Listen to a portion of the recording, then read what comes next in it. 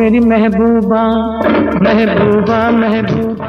অবশেষে সত্য হলো আশঙ্কা। বিভিন্ন গুজবের পর সোমবার সকালে মুম্বাইয়ের জুহুতে নিজ বাসায় শেষ নিঃশ্বাস ত্যাগ করেছেন বলিউডের কিংবদন্তি অভিনেতা ধর্মেন্দ্র। বয়স হয়েছিল 89 বছর। আর মাত্র কয়েকদিন পরেই 90 বছরে পা দিতেন তিনি।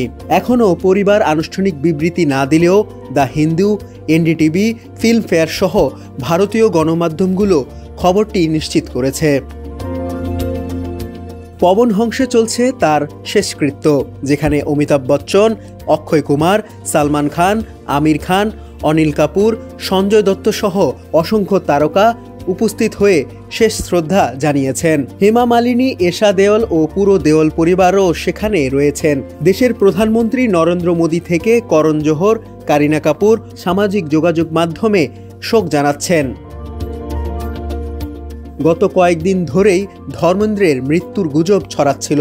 আজ তক, ইন্ডিয়া টুডে, ইকোনমিক টাইমস পর্যন্ত ভুলবশত সেই খবর প্রকাশ করে ফেলে।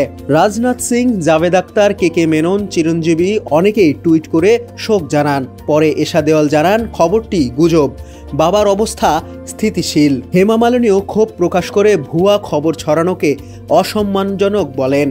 কিন্তু সেই গুজবের কয়েকদিন পরেই আসে সত্য খবর। রাতে শ্বাসকষ্ট বেড়ে গেলে তাকে লাইফ সাপোর্টে নেওয়া হয়।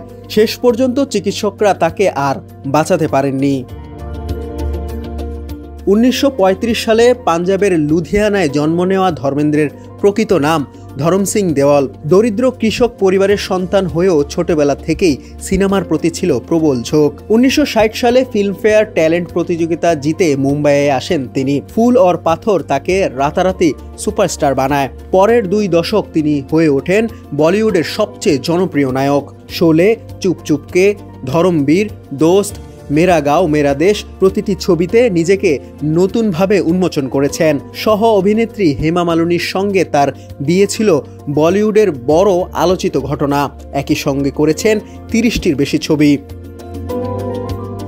প্রথম স্ত্রী প্রকাশ কৌরের সংসারে সানি ও ববি দেওল আজও বলিউডের পরিচিত মুখ। বহু প্রজন্মের দর্শকের ভালোবাসায় গড়া যে তারকা কেরিয়ারে 6 দশকেরও বেশি বিস্তৃত ছিল, সেই ধর্মেন্দ্র আজ চির বিদায় নিলেন ভারতীয় সিনেমার ইতিহাসে হি ম্যান নাম রেখে। ডেস্ক রিপোর্ট, সমকাল।